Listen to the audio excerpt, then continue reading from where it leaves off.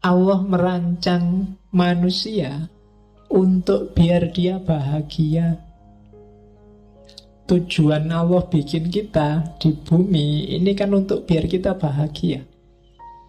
Allah ingin kita seneng. Makanya Allah ngasih banyak fasilitas yang cocok untuk kita hidup.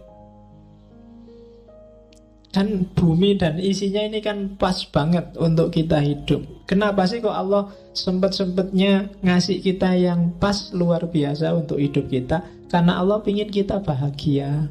Allah menciptakan kita untuk bahagia.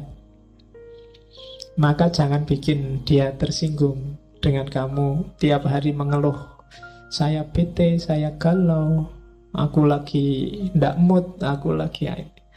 Padahal apa sih yang gak dikasihin Allah padamu? Tahsilus sa'adah. Jadi capailah kebahagiaan biar Allah seneng.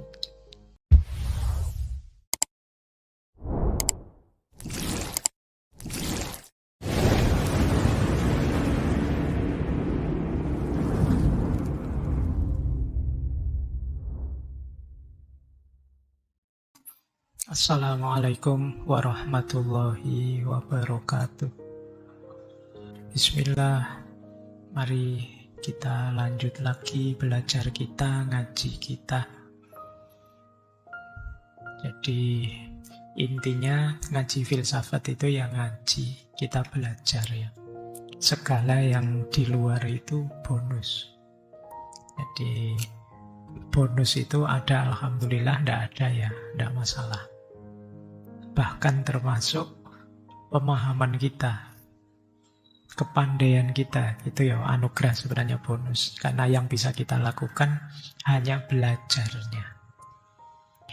Maka ayo kita mulai ya, nawaitunya belajar. Baik, kita mulai nggih. Oke, biar nanti bisa bahagia. Malam ini temanya kebahagiaan. Oke, kita dan ada cerita bagaimana seriusnya Al-Farabi ketika dia menguasai cabang yang tadi saya jelaskan, musik. Jadi Al-Farabi ini kan dari Baghdad, setelah ilmunya matang dia ke Damaskus. Damaskus itu Syria yang sekarang sedang bertahan untuk tidak ditaklukkan oleh ISIS. Syria zaman dulu kan namanya Syam, tempatnya Nabi berdagang. Jadi terus namanya juga dikenal Damaskus. Dari Damaskus Al-Farabi sempat juga ke Mesir, tapi terus balik ke Damaskus lagi.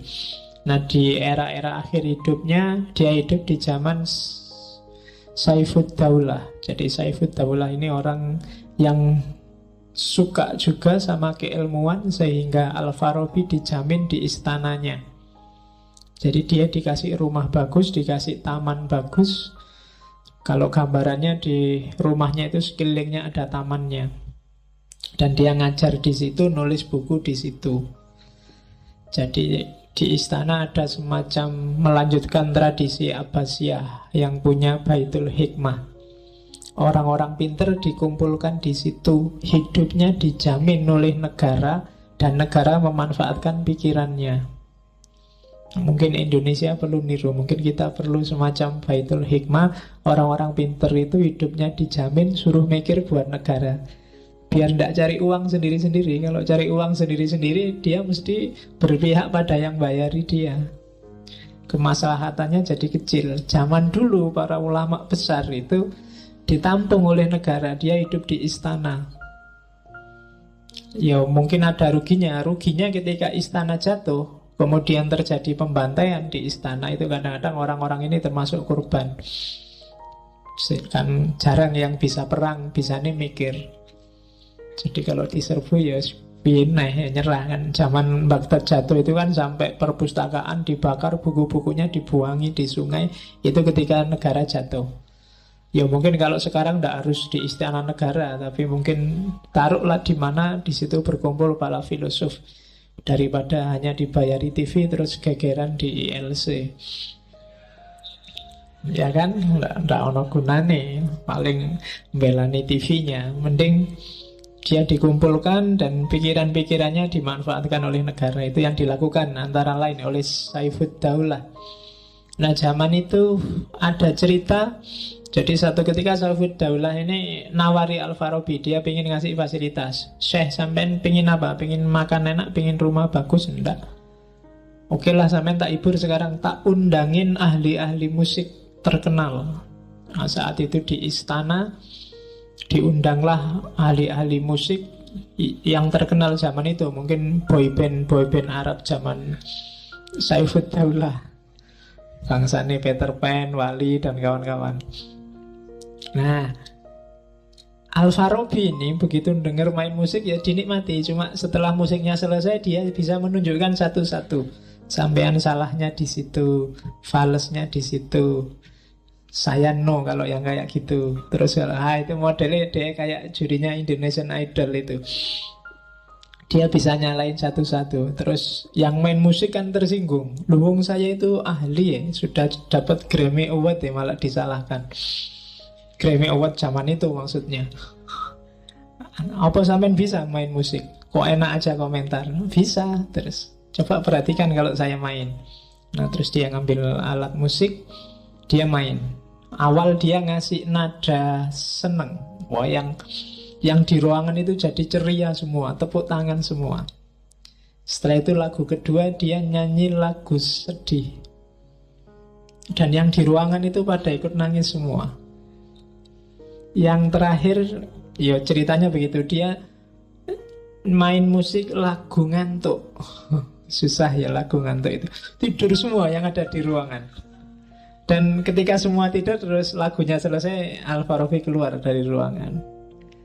Itu salah satu cerita bagaimana seriusnya seorang filosof besar, ahli ilmu besar, tapi juga ahli musik. Itu Al-Farabi. Malam ini sebenarnya dulu kita sudah ngomong pikiran-pikiran Al-Farabi secara umum. Silahkan diputar lagi bagi yang pengen. Malam ini kita perdalam salah satu saja bagian dari pikirannya Al-Farabi, yaitu tentang kebahagiaan. Ada beberapa kitab yang secara khusus ditulis oleh Al-Farabi tentang kebahagiaan. Kita lihat.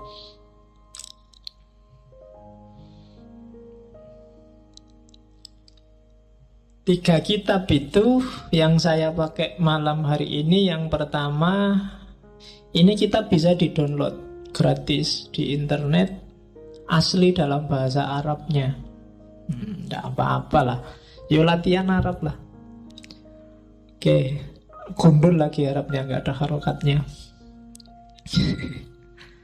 Oke, yang pertama kitabnya At-Tanbih ala Sabilis Sa'adah, yaitu untuk pengantar tak ambil satu teori, nanti di belakang banyak. Yang kedua kitab yang judulnya Tahsilus Sa'adah. Dan yang ketiga tentang kebahagiaan sosial, kebahagiaan politik. Nanti kita ambil dari Ara'u Ahlil Madinah Al-Fadilah, sebuah kitab filsafat politik. Nanti pada saatnya kita akan ngomong. Kalau malam ini kebahagiaan, mungkin yang akan datang entah kapan kita ngomong politik, ideal-ideal politik para ulama zaman dulu. Untuk siapa tahu kita bisa komparasikan sama ideal politik umat Islam hari ini. Yang bikin NII lah, HTI lah, negara Islam, ISIS lah. Nah, para ulama zaman dulu juga banyak yang sudah punya konsep pengelolaan negara, termasuk Ara'u Ahlul Madinahnya Al-Farabi. Ghazali juga nulis Tibrul Masbuk, kemudian Al-Mawardi juga nulis, dan pada saatnya kita akan menjelajah ke sana. Cuma malam ini kita ambil dari Ara' itu bagian kebahagiaan sosial. Bagaimana sih hidup bareng-bareng yang bahagia. Itu diantara yang membedakan sama Plato. Kalau kemarin Plato itu kan kebahagiaan itu sangat individual, dipek dewe, tidak peduli sama orang. Kalau di Farabi nuansanya sudah mulai sosial. Pengantar ke tanbih, antara lain kita lihat bagaimana Farabi membedakan antara kenikmatan dan kebahagiaan. Orang awam itu mendefinisikan kebahagiaan, sa'adah, itu kenikmatan. Ya, orang hari ini menyebutnya kesejahteraan. Bahasa Arabnya ladzah. Diterjemah dalam bahasa Indonesia lezat. Oh, dalam bahasa yang lain kadang disebut enak. Jadi katanya Al-Farabi, lezat, enak, nikmat itu belum bahagia yang sejati. Dia baru level awal. Boleh kamu nyari enak, nyari bahagia, tapi jangan ketipu di situ. Kayak teorinya Plato kemarin, kamu seneng boleh, kamu pingin makan enak boleh, pingin kaya boleh, pingin pacar cantik boleh. Tapi dia belum bahagia yang sejati. Kaya itu tidak sejati, karena kaya bisa miskin. Ya kan? Makan enak itu tidak sejati, karena kalau kamu sakit, makanan seenak apapun nggak ada gunanya. Padahal kamu dapat kiriman makan enak itu kan karena kalau sakit. Kalau sedang sehat kan nggak ada temenmu bawain apel, bawain jeruk. Baru kalau kamu sakit dibawain. Padahal waktu sakit, makanan enak itu rasanya nggak enak. Ya kan, berarti makanan enak nggak sejati. Makanya kalau mau ngirim temenmu makanan enak, kirim aja waktu sehat, jangan waktu sakit. Kalau waktu sakit dia nggak minat makan. Ya kan, kecantikan juga nggak sejati. Yang sejati kan kejelekan. Nah, iya kan, itu kan teori lama. Jadi kalau cantik itu besok bisa jadi jelek, tapi kalau jelek kan abadi. Oke. Lula ya, selamanya. Ya kamu boleh bantah. Kalau operasi plastik kan nggak Pak. Bisa cantik lagi, bisa cantik juga meskipun jelek. Ya enggak apa-apa, cuma jangan sering-sering keluar. Karena sekarang iya, kalau panas nanti meleleh kamu. Oke, jadi kenikmatan belum kebahagiaan. Nikmat itu sifatnya temporer dan berubah-ubah. Kalau kebahagiaan itu sifatnya biasanya lebih tahan lama, lebih abadi. Jadi dalam tanbih ada teori bedakan kenikmatan sama kebahagiaan. Kamu minum teh dan merasa nikmat, itu kan temporer. Kalau nggak percaya, ambillah satu gelas lagi, habis itu ambil lagi sampai gelas ke-6, gelas ke-7, jadinya nggak enak, sudah teh itu. Temporer. Beda sama misalnya kebahagiaan, kamu paham pengetahuan. Paham, nanti di situ disebut lebih abadi. Punya ilmu tertentu. Kamu paham teorinya Farabi, alhamdulillah enak ya. Seandainya ditambah lagi, yang kamu paham lagi, tambah enak lagi. Seandainya ditambah lagi, ilmu tambah paham, kamu tambah lama tambah senang. Itu bedanya kenikmatan sama kebahagiaan. Seenak-enaknya apa ya? Seks lah, seks itu kan dianggap puncaknya kenikmatan.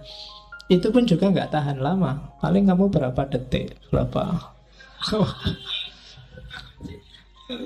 ya kan. Bisa diulang Pak, ya ulang aja. Sak kuatmu wis ping piro, ulang lagi. Semalam terserah berapa ronde, tapi akhirnya juga ndak enak. Kalau sudah kesekian kali itu sudah ndak enak sudah. Itu dunia. Ya kalau kiai zaman dulu itu bedanya di surga sama di dunia. Kalau di surga itu kebalikannya, tambah lama tambah enak. Jadi sama bidadari ini enak, ganti lagi lebih enak lagi. Sehari 70 kali itu tambah enak. Dulu Pak Yai saya jelasinnya gitu. Jadi tambah enak terus itu. Tapi kalau di dunia ini enggak, gradasinya menurun. Iya kan? Yang pertama enak kamu, yang kedua sudah enggak terlalu enak, yang ketiga biasa aja, yang keempat muntah kamu sudah. Ya kan? Loh itu dunia, makanya dia enggak sejati. Kebahagiaan di level itu enggak ada nilainya. ya kamu boleh, bukan berarti jangan. Karena kalau yang nikmat aja belum kamu lewati, dilewati itu berarti dirasakan terus dilampaui. Ya kamu tidak akan tetap bisa mencapai kebahagiaan yang sejati. Saya tidak akan kawin, Pak. Saya mau ibadah terus. Karena kenikmatannya ibadah lebih abadi, lebih membahagiakan. Tapi kalau kamu tidak kawin, ya tidak bisa kamu mencapai puncaknya nikmatnya ibadah ketika membahagiakanmu lewat jalur ibadah. Makanya kayak di agama Hindu itu ada aliran namanya tantrisme. Tantrisme itu bagaimana orang mencapai ekstase ketuhanan melalui jalur itu. Kapan-kapan kita belajar, ketika kembali ke Timur entah kapan kita belajar itu. Jadi bagaimana makanmu dinaikkan levelnya. Makanya Islam itu kan nyuruh kita semua aktivitas naikkan levelnya jadi ibadah. Ketika itu jadi ibadah, dia akan punya kualitas kebahagiaan yang lebih abadi dibandingkan makan ya makan, tidur ya tidur, seks ya seks. Oke, itu pelajaran pertama dari At-Tanbih. Pelajaran kedua, ini yang banyak disukai orang Barat, kitab yang judulnya Tahsilus Sa'adah, pencapaian kebahagiaan. Sa'adah bahasa Arab ya, bukan bahasa Jawa kan. Sa'adah, rongadah, telungadah kan. Oke, ya. Ada yang namanya Sa'adah di sini. Yang pertama katanya Al-Farabi, kebahagiaan itu adalah absolute good cirinya. Absolute good itu kebaikan puncak. Itu kebahagiaan. Tidak ada lagi yang dituju selain itu. Itu sambungannya yang kedua. Karena kebahagiaan adalah tujuan hidup. Apapun yang kamu lakukan dalam hidupmu, katanya Farabi, sebenarnya kan sasaran tembaknya cuma satu. Kamu pengen bahagia. Entah kamu sadari apa enggak. Enggak ada orang yang nyari susah selama dia masih waras. Kecuali enggak waras. Cita-citamu apa? Saya pingin stres, Pak. Enggak ada. Semua orang pingin bahagia. Saya pingin depresi, Pak. Enggak ada. Saya pingin gila, Pak. Enggak ada. Setiap orang secara fitrah dia pasti ingin bahagia. Dan kalau sudah bahagia selesai. Dia enggak pingin apa-apa lagi sesudah itu. Maka dia disebut absolute good. Kebajikan puncak. Itu kebahagiaan. Kamu jujur, kamu tekun, kamu rajin, kamu sabar. Itu kan sebenarnya finalnya adalah dengan tekun, rajin, sabar, kamu ingin bahagia. Oke, dan memang Allah merancang manusia untuk biar dia bahagia. Tujuan Allah bikin kita di bumi ini kan untuk biar kita bahagia. Allah ingin kita seneng. Makanya Allah ngasih banyak fasilitas yang cocok untuk kita hidup. Kan bumi dan isinya ini kan pas banget untuk kita hidup. Kenapa sih kok Allah sempet-sempetnya ngasih kita yang pas luar biasa untuk hidup kita? Karena Allah ingin kita bahagia. Apa-apa mudah, apa-apa tersedia. Kalau ada yang kurang kok ndak ada, biasanya karena pokal kita sendiri. Tapi Allah menyediakan full. Dan nggak ada bayarannya, gratis. Kalian dikasih tangan cuma 2, dikasih kaki 2, dan itu pas. Dan dikasih akal. Akal itu kan luar biasa. Nggak ada hewan yang dikasih akal selain manusia. Jadi ya kan kita kan hewan jenisnya, hewan yang berpikir. Jadi Tuhan menciptakan kita itu untuk bahagia. Maka barang siapa galau, bete, sumpek, sedih, kamu sebenarnya sedang melecehkan Tuhan. Kamu sebenarnya sedang menyinggung perasaannya Tuhan. Sudah dikasih macam-macam kok kamu masih bete, kamu masih galau. Itu yang bikin Kemarin waktu kamu kecil, waktu kiai-kiaimu selalu bilang bahwa bersyukurlah. Dengan syukur nikmatmu akan ditambah. Karena seandainya akal kita normal, sebenarnya melihat semua fasilitas dari Tuhan tadi, pasti kita akan bersyukur dan bahagia. Seandainya ada masalah sekalipun, ya mungkin setiap orang tidak ada yang tidak punya masalah. Kalau di persentase, mungkin masalah hidupmu itu tidak ada 10%-nya. Nikmat dan kebahagiaan yang kamu dapat dari Allah. Silahkan kamu tulis nanti pulang dari sini, sebenarnya problemku itu apa sih? Tesis yang tidak selesai-selesai, atau skripsi yang tidak mulai-mulai, atau apa. Itu ke problem-problemmu kan seputar-seputar itu aja. Pacar yang nggak dapat-dapat, atau yang sejenis itu kan. Lu itu kalau di persentase dari 100% variabel hidupmu, paling tidak ada 10%-nya. Kamu masih bisa makan enak, masih bisa mandi seger, masih bisa minum teh manis, masih bisa. Banyak orang yang manis saja nggak boleh, teh juga nggak boleh, air putih banyak-banyak nggak boleh, ya kan? Tidur nggak bisa, ngerokok padahal pingin nggak boleh. Ya, bukan banyak yang kayak gitu. 80% hidupmu dan dengan 20% masalah, itu ya tetap kamu harus bersyukur. Maka katanya Farabi, enggak, Allah menciptakan kita untuk bahagia. Maka jangan bikin dia tersinggung dengan kamu tiap hari mengeluh, saya bete, saya galau, aku lagi ndak mood, aku lagi. Padahal apa sih yang gak dikasihin Allah padamu? Tahsilus sa'adah. Jadi capailah kebahagiaan biar Allah seneng. Kayak kalian itu loh, kalau ngasih seseorang, bantu seseorang, dan yang dibantu kok terus alhamdulillah sampean bantu sekarang hidupku beres, aku urusanku selesai semua, yang bantu kan juga seneng.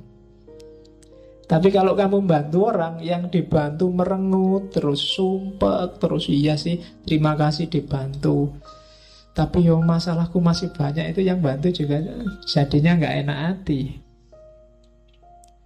Jadi bahagialah. Allah menciptakan kita untuk bahagia.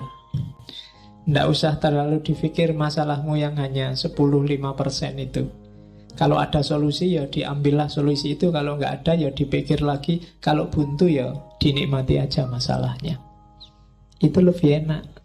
Kan sekarang biasanya yang bikin kamu sumpek kan nyari jalan keluar. Saya nyari jalan keluar nggak nemu-nemu Pak. Ya sudah, kalau nggak nemu ya nggak usah dicari. Oh nggak nemu, dinikmati aja masalahnya.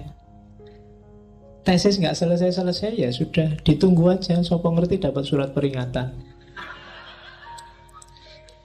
Loh ya kan? Kalau dapat surat peringatan kan nanti gerak sendiri. Oke, jadi yang kedua itu. Yang ketiga rumusnya dari tahsilus sa'adah, semua yang membuat seseorang bahagia itu baik. Tapi semua yang bikin kamu galau, bete, itu kebalikannya, pasti tidak baik. Kalau tesismu nggak selesai-selesai, itu pasti tidak ada yang tidak baik yang sedang kamu jalani. Mungkin kamu malas, mungkin kamu nggak tertib, mungkin kamu ogah-ogahan, mungkin kamu mismanagement waktumu, pasti ada yang salah. Dan itu membawamu pada ketidakbahagiaan. Dan semua yang membuatmu bahagia itu pasti baik. Kok ada yang tidak baik tapi membuatmu bahagia, hati-hati, awas ketipu. Itu jebakan. Hakikatnya dia jelek. Misalnya, Pak, kemarin saya nyontek, akhirnya nilaiku A, Pak. Oh itu iya, nilaimu A, tapi hati-hati. Dalam praktek hidup yang sejati, awas keliru. Misalnya kamu harusnya levelmu nggak IP 4, tapi IP-mu 4. Orang anggap kamu pinter, padahal ternyata enggak. Itu bahayanya, silahkan dinikmati sendiri. Banyak bahayanya, panjang. Jadi pokoknya yang bikin kamu bahagia pasti baik. Kok kamu bahagia dengan hal yang tidak baik? Itu sebenarnya bukan bahagia, atau sebenarnya itu nikmat sementara, ladzat tadi. Tapi resiko tidak bahagianya sangat panjang. Nah, oke. Saya tidak sholat nggak apa-apa itu Pak. Aku tidak puasa biasa aja kan. Tidak masalah, Allah juga nggak cerewet, nggak marah-marah. Nah, iyalah. Kamu ngitungnya sekarang. Tapi mungkin ada efek yang tidak kamu sadari. Karena ketika Allah nyuruh sesuatu, itu mungkin rahasianya tidak sekarang saat ini, tapi ada skenario yang dibikin sendiri oleh Allah untuk mekanisme hidup kita. Karena Allah pasti tidak butuh sholatmu, tidak butuh puasamu, tidak butuh zakatmu. Jadi segala yang membuat bahagia itu pasti baik. Atau kebalikannya, kalian melakukan kebaikan kok tidak bahagia ya Pak?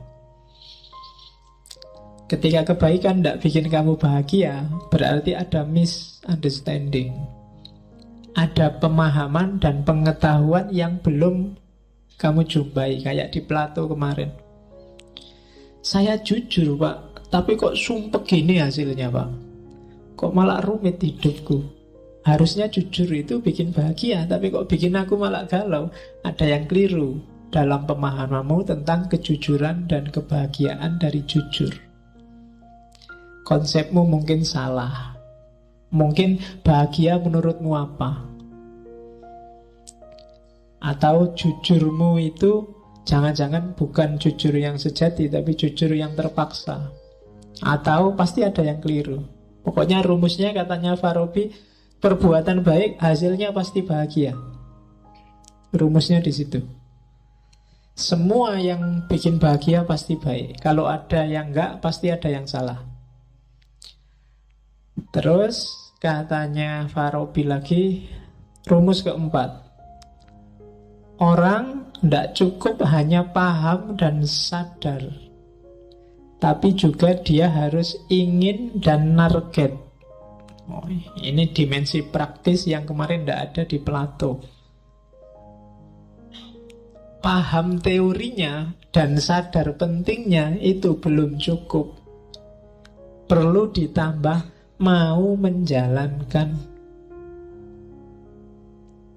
Sekarang kan banyak, kamu yang pinter-pinter sudah S2, sudah kuliah, itu kan biasanya ilmumu lengkap. Apa sih kebaikan yang tidak kamu ketahui? Apa sih barang salah yang kamu tidak paham? Tapi antara paham dan menjalankan ternyata ada jarak.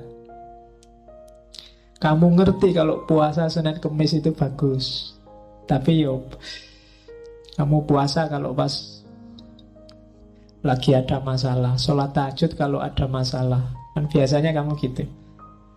Nah, jadi ada jarak katanya Frabinda. Tidak cukup hanya kamu ngerti dan paham teorinya, tapi juga harus niat dan menjalankan isi teorimu.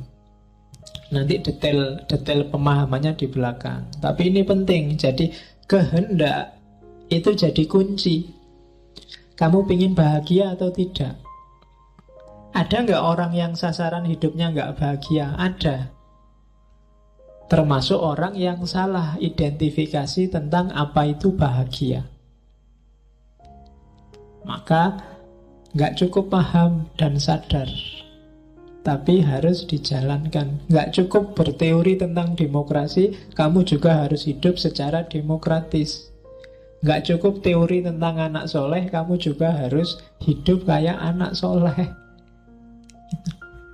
Saya ngerti Pak, caranya jadi wali biar disayang Allah, biar ya nggak pentingnya. Kamu mungkin belajar Rumi dari Cak Kus, belajar filsafat tiap minggu, belajar hikam selapan sekali itu kan, tiap Selasa apa itu. Kamu tahu dan sadar, waktu ngaji itu kan kamu manduk-manduk. Iya ya, memang kayak gitu, selalu gitu. Tapi keluar dari sini, ndak jalan. Kamu ndak berkehendak untuk menerjemahkan itu dalam kehidupanmu. Dan itu sumber masalah. Kenapa kamu nggak bahagia? Kenapa nggak bahagia? Karena ideal yang ada di kepala dan hatimu ternyata tidak nyambung sama praktek hidupmu sehari-hari. maka jadi masalah. Kalau menurutmu rokok itu jelek dan kamu tidak bisa meninggalkan rokok, itu kan siksaan luar biasa.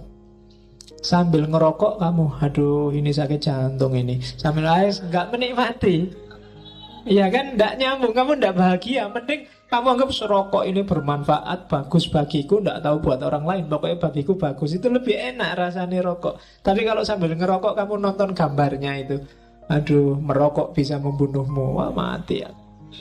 Jadi sambil ngerokok kamu mati gini kan itu. Iya. Jadi tidak nyambung. Ideal sama praktek hidupmu harus nyambung. Kalau tidak ya kamu tidak akan bahagia. Maka tidak cukup tahu dan sadar, tapi juga menginginkan dan menjalankan. Itu teori untuk bahagia. Kalau menurutmu mahasiswa itu wajib punya pacar dan kamu tidak punya pacar, itu kan siksaan luar biasa. Mending kamu punya ideologi tidak usah pacar-pacaran dulu, itu malah nyaman. Kamu tidak galau, nggak punya pacar nggak masalah. Memang aku tidak ingin punya pacar. Itu untuk nutupi yang tidak laku. Jadi dalilnya ngono wae. Tadi saya ideologinya beda, nggak setuju pacar. Ya kan? Lo kebalikannya, kalau kamu sudah matok ndak pingin pacaran tapi kok ya jatuh cinta, itu kan ya siksaan luar biasa. Atau kamu ndak pingin punya pacar kok terlanjur punya pacar, itu juga siksaan.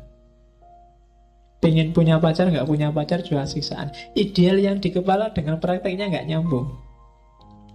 Jadi jangan seneng-seneng kamu ilmumu tambah banyak tiap minggu, tiap bulan.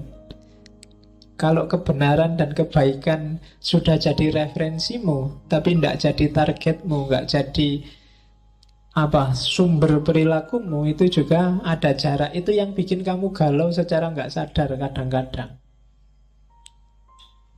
Jadi mending orang nggak ngerti apa-apa, lebih nyaman. Tapi semakin luas ilmumu, pertanggungjawabannya semakin panjang, termasuk secara individual. Nah, jadi kalau memang merasa wah berat ya Pak, besok nggak ngaji lagi, nggak apa-apa. Tambah pinter, tambah sumpek ternyata Pak. Ya, oke. Cuma kalau nggak ngaji, yuk, kualitas hidupmu nggak akan meningkat. Problemnya di situ. Jadi biar kualitas hidupmu meningkat, ya step by step. Jadi sekarang saya paham dulu Pak, nanti kalau siap tak laksanakan. Sambil ditegesin itu. Karena hidup itu kan memang harus begitu. Ya diterima aja, misalnya pacarmu jelek, ya sekarang jelek dulu Pak, tapi tidak apa-apa besok bisa naik lagi. Lo kan gitu hidup itu, step by step. Oke. Dan kadang-kadang kita kan suka menipu diri kayak gitu. Jadi pacarnya biasa-biasa dibilang kamu yang paling cantik. Nah itu membohongi diri dan membohongi pacarmu. Mending kamu bilang kamu tidak paling cantik, tapi ya kamu yang mau sama aku. Yang lebih cakep tidak mau. Loh, itu lebih realistis, tidak apa-apa. Daripada kamu membohongi diri dan membohongi orang lain. Itu kan kebohongan publik, kamu bisa dituntut. Oke. Terus ya kebalikannya rumus yang di atas, maka saat orang tidak ingin bahagia atau tidak terlalu ingin bahagia, maka yang ia lakukan pasti jelek, pasti buruk. Kalau ada orang aku pengen rusak, aku pengen kacau hidupku, aku pengen tidak bahagia, itu pasti yang dia temukan hanya kejelekan. Itu kebalikannya teori yang di atas. Maka tidak usah merasa bersalah kalau kamu cita-citanya pengen bahagia. Hati-hati, biasanya yang muda-muda yang masih bergairah pengen alternatif, cara berpikir alternatif. Ya boleh, cuma hati-hati kalau ujungnya bukan kebahagiaan, katanya Al-Farabi, yang kamu temui di jalannya itu barang-barang jelek. Nanti dipahami di belakang kenapa bisa begitu. Terus kapan bahagia itu terjadi? Bahagia terjadi ketika jiwamu termanifestasikan, kayak di Plato kemarin, jiwamu terimplementasikan secara sempurna, optimal. Dalam dirimu itu ada daya jiwa apa saja sih? Kalau itu dijalankan secara optimal, maka disitulah kamu akan merasa bahagia.